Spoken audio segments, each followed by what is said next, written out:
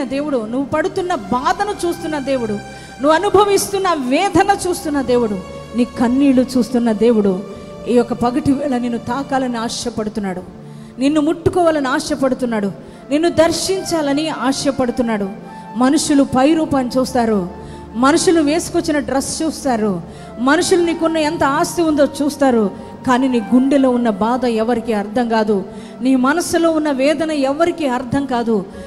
ప్రియ దేవుని బిడ్డలరా, కానీ నువ్వెంతగా నలిగిపోతున్నావో, నీకున్న వేదనను బట్టి ఎంతగా కృంగిపోతున్నావో, నీకున్న సమస్యలను బట్టి, అప్పు బాధలను బట్టి, అనారోగ్య పరిస్థితులను బట్టి, నిందలను బట్టి, నీకు బిడ్డలు లేకపోవడాన్ని బట్టి, అప్పులు పాలైపోవడాన్ని బట్టి నువ్వు ఎంతగా బాధపడుతున్నావో, నలిగిపోతున్నావో, కృంగిపోతున్నావో, నీ గుండెలో ఉన్న బాధ నీ దేవునికి మాత్రమే అర్థమవుతుంది. మన దేవుడు మాత్రమే అర్థం చేసుకునే దేవుడు. ప్రియ దేవుని బిడ్డలారా, ఆయన మిమ్మల్ని అర్థం చేసుకొని ఆయన నిన్ను బాగు చేసే దేవుడై ఉన్నాడు. ఏదో అర్థం చేసుకుని వదిలేసే దేవుడు కాదు, కానీ నిన్ను చూసి వెళ్ళిపోయే దేవుడు కాదు, కానీ ఖచ్చితంగా నిన్ను పట్టించుకుంటాడు ఆయన, నిన్ను బాగు చేస్తాడు ఆయన, నీ కన్నీళ్లు తుడుస్తాడు ఆయన, నీ సమస్య ఏదో ఆయన పరిష్కరించే దేవుడై ఉన్నాడు. ఖచ్చితంగా నీకు స్వస్థత కలగబోతుంది ఈ రోజున, ఖచ్చితంగా నువ్వు విడుదల పొందుకోబోతున్నావు ఈ రోజున, ఖచ్చితంగా నీ వ్యాధి బాధల రుగ్మతల నుంచి పరిశుద్ధాత్మ దేవుడు నీకు విడుదలవ్వబోతున్నాడు. ఈ రోజున నువ్వు స్వస్థత పొందుకునే తిరిగి వెళతావు. నువ్వు విశ్వాసం ఉండాలండి, నమ్మకం ఉండాలండి. ఎవరో ఏవేవో మాటలు చెబుతున్నప్పుడు ఆ మాటలు నువ్వు వినడానికి వీల్లేదు. ఆ మాటలు వింటే ఆ మాటలు నిన్ను కృంగజేస్తాయి, నిన్ను అపనమ్మికలోనికి తీసుకొని వెళ్తాయి, అవిశ్వాసంలోనికి తీసుకొని వెళ్తాయి. నువ్వు దేవుని మాటలే నమ్మాలి. ఆయన అన్నారు, నీ విశ్వాసమే నిన్ను స్వస్థపరుస్తుందని దేవుడు మాట ఇచ్చారు. నువ్వు విశ్వాసముతో దేవుడు నిన్ను బాగు చేస్తాడని, దేవుడు నిన్ను ముట్టుకుంటాడని, దేవుడు నిన్ను స్వస్థపరుస్తాడని, దేవుడు నీకున్న సమస్య నుంచి నీకు విడుదల ఇస్తాడని, నీకున్న ఆ యొక్క నింద నుంచి, బిడ్డలు లేని స్థితి నుంచి దేవుడు నీ గర్భాన్ని దర్శించి చక్కని బిడ్డలను ఇస్తాడని, అప్పుల్లోంచి నీకు విడుదల ఇస్తాడని నువ్వేం చేయాలి? నమ్మాలి. నువ్వు నమ్మినప్పుడే దేవుడు నీ కోసం కదులుతాడండి. దేవుడు నీ మధ్యకు వచ్చి ఆయన నిన్ను ముట్టుకొని బాగు చేసి నీకు కావాల్సిన నీ ప్రతి అవసరత ఆయన తీర్చి వెళ్తాడండి. అందుకే ఈరోజు నువ్వు విశ్వాసంతో ఉండాలి. ఆయన నువ్వు నమ్మాలంతే.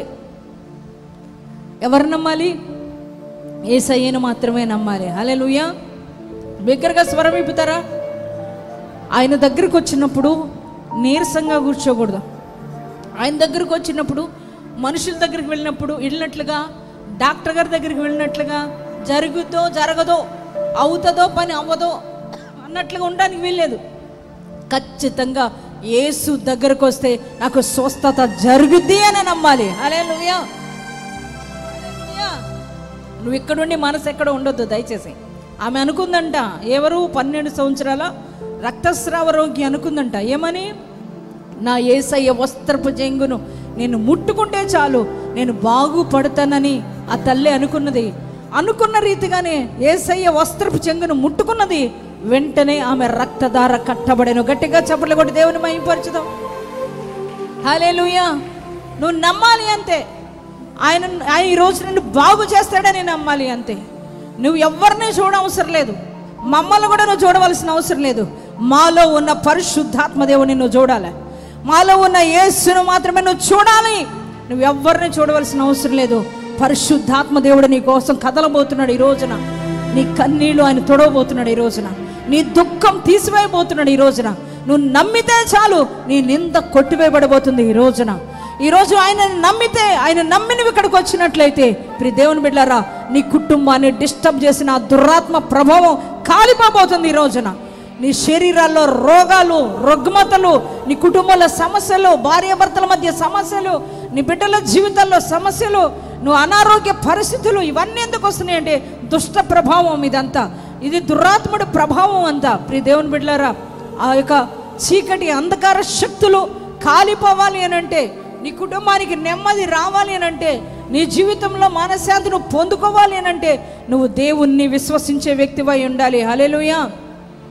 యేసే నిజమైన దేవుడని, ఆయనే రక్షకుడని, ఆయనే మన పాపాల కోసం కలువరి శిలువలో యాగమైన ఏకైక దేవుడని నువ్వు ఆయనను విశ్వసించాలి. ఆయన పొందిన దెబ్బల వలన మనకు స్వస్థత కలుగుచున్నది. హల్లెలూయా. హల్లెలూయా.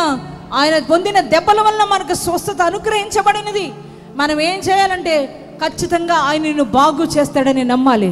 యేసుక్రీస్తు ప్రభువారి భూమి మీద సంచరించినప్పుడు ఆయన దగ్గర కంటే నానావిధ రోగాల చేత పీడింపబడిన వారిని యేసయ్య పాదాల దగ్గరకు తీసుకొని వచ్చినప్పుడు, యేసయ్య పాదాల దగ్గర పడవేసినప్పుడు యేసయ్య అంట వారి మీద కనికెరపడి వారిని స్వస్థపరిచి వారిని బాగు చేసి వారిని పంపెను. గట్టిగా చెప్పలు కూడా దేవుని మహిమపరుచుతాం. హల్లెలూయా. వారు నమ్మకంతో యేసయ్య పాదాల దగ్గర పడేశారు.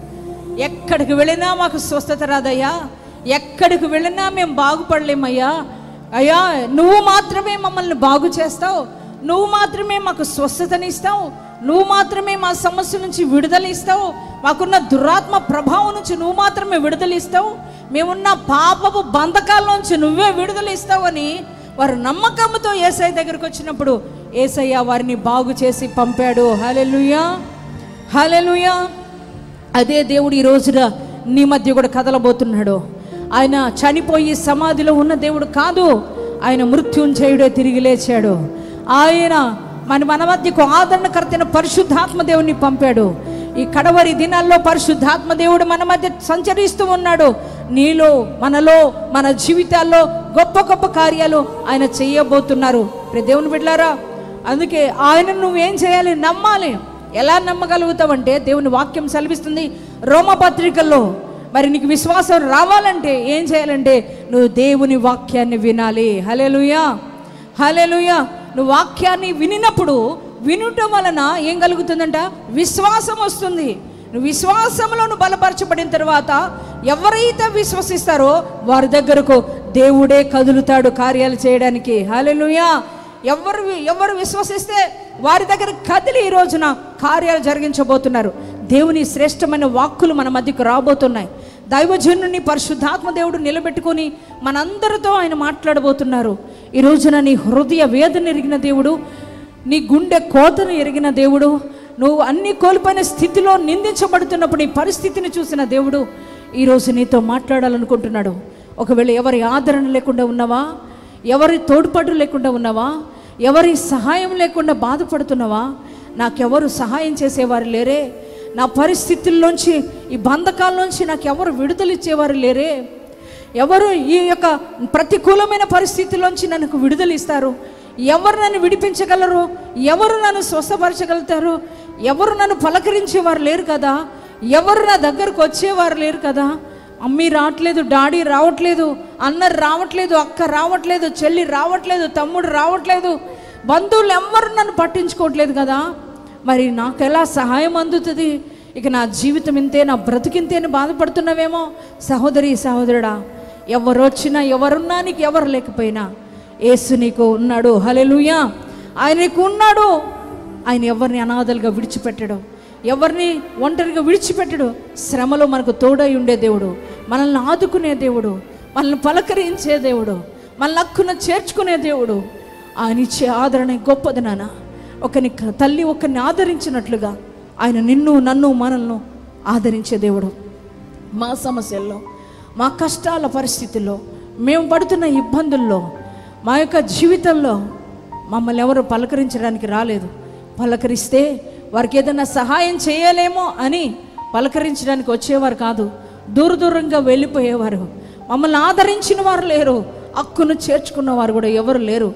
దేవుని బిడ్డలారా, ఆ శ్రమలో, బాధల్లో, కష్టాల్లో, నష్టాల్లో, శోధనలో మాకు తోడుగా ఉన్నది ఎవరనంటే మేము ఆరాధిస్తున్న యేసు మాత్రమే. ఆయన మా కన్నీళ్లు తుడిచాడు. ఆయన ప్రతి క్షణంలో మాకు తోడుగా ఉన్నాడు. శ్రమలో ఏనాడు మమ్మల్ని విడిచిపెట్టలేదు, కష్టాల్లో మమ్మల్ని ఏ రోజు మర్చిపోలేదు. ఆయన మాకు తోడుగా ఉన్నాడు, మమ్మల్ని ఆదరించాడు, హక్కును చేర్చుకున్నాడు. నేనున్నాను అని మమ్మల్ని ధైర్యపరిచాడు. మా ప్రతి సమస్యను ఆయన పరిష్కరించాడు. ప్రతికూలమైన పరిస్థితులన్నిటినీ తొలగించి ఆ పరిస్థితులన్నీ మాకు అనుకూలంగా మార్చాడు, మా స్థితిగతులను మార్చాడు. మేము ఆరాధిస్తున్న యేసయ్య. అందుకనే ఈ రోజున మరి ఆ దేవుని గురించి నీకు చెప్పగలుగుతున్నాం. దేవుని బిడ్డలారా, నీ దేవుడు, మన దేవుడు గొప్పవాడు నాన్న, గొప్ప మనసు ఉన్న దేవుడు, మంచి దేవుడు. నీ బాధ ఆయన అర్థం చేసుకుంటాడు. అందరూ వదిలేసి వెళ్ళిపోయినట్లుగా నిన్ను వదిలేసి వెళ్ళడు ఆయన. అందరు నిన్ను విడిచిపెట్టినట్లుగా నిన్ను విడిచిపెట్టడు ఆయన. నిన్ను మరిచిపోని దేవుడు, మనం ఆరాధిస్తున్న దేవుడు. ఆయనంట తన అరచేతుల్లో మనల్ని చెక్కుకున్నాడు. ఆయన అరచేతుల్లో నువ్వు ఉన్నావు బిడ్డ. ఆయన అరచేతుల్లో నిన్ను నన్ను మనల్ని చెక్కుకున్న దేవుడు ఆయన. ఒక్క క్షణమైన మనల్ని విడిచిపెట్టడం, ఒక్క క్షణమైన మనల్ని మరిచిపోడు ఆయన. ప్రతి క్షణం మనం వెన్నంటే ఉంటాడు ఆయన. నువ్వు నేను అంటే ఆయనకి ఎంతో ఇష్టం, ఎంతో ప్రేమ. ఎవరిని వదులుకోడు నాన్న. మనమే అనేక సార్లు ఆయన వచ్చి వదిలేసి వెళ్ళిపోయిన పరిస్థితులు ఉంటాయి. ఎన్నోసార్లు మందిరం మానేసిన రోజులు ఉండి ఉంటాయి. ఎన్నోసార్లు నువ్వు ఆయన సన్నిధిలో ప్రార్థించని రోజులు ఉండి ఉండొచ్చు. నువ్వు ఆయన ఓ చేతిని వదిలేసేవేమో, కానీ ఆయన నిన్ను వదిలేలేదు నాన్న. ఆయన నిన్ను విడిచిపెట్టలేదు కనుక ఇదిగో ఈ పరిశుద్ధాత్మ తైలాభిషేక స్వస్థత ఆరాధనలు నీకోసమే ఆయన సిద్ధపరిచాడు. నిన్ను ఆయన జ్ఞాపకాల్లో ఉన్నావు కనుకే ఆయన ఈరోజు నిన్ను దర్శించడానికి ఇక్కడ నిన్ను తీసుకొని వచ్చాడు. నిన్ను ముట్టి బాగు చేయాలనుకుంటున్నాడు. నువ్వు అనుకుంటున్నావు నన్ను మరిచిపోయాడు ఆయన, నన్ను విడిచిపెట్టేశాడు, లేకపోతే నా జీవితం ఎందుకు ఇలా దుర్భరంగా మారిపోద్ది, ఎందుకు నా కుటుంబ పరిస్థితులు ఎలా అయిపోతాయి, నా జీవితం ఎందుకు ఇలా అయిపోతుంది అని నువ్వు అనుకుంటున్నావు. కానీ నిన్ను మర్చిపోలేదు నాన్న. ఆయన నిన్ను విడిచిపెట్టలేదు నాన్న. ఆయన నిన్ను గుర్తుపెట్టుకునే ఉన్నాడు. అందుకని నిన్ను దర్శించడానికి, నిన్ను బాగు చేయాలని ఈరోజు ఇక్కడికి నిన్ను తీసుకొని వచ్చాడు. ఎక్కడ ఉన్న మమ్మల్ని కూడా ఇక్కడికి నడిపించాడు. నిన్ను బాగు చేయాలని ఆశిస్తున్నాడు బిడ్డ. జీవితం అంతా చిందరవందర అయిపోయిందేమో, పాడైపోయిన బ్రతుకుతూ ఉన్నావేమో, పాడైపోయిన జీవితంలో ఉన్నావేమో, నీ కుటుంబ పరిస్థితులు పాడైపోయి ఉన్నాయేమో బిడ్డ. అయినా కూడా నీ జీవితాన్ని దేవుడు బాగు చేయాలనుకుంటున్నాడు. నీ బ్రతుకును బాగు చేయాలనుకుంటున్నాడు. నీ బిడ్డల జీవితాన్ని ఈరోజు బాగు చేయాలనుకుంటున్నాడు.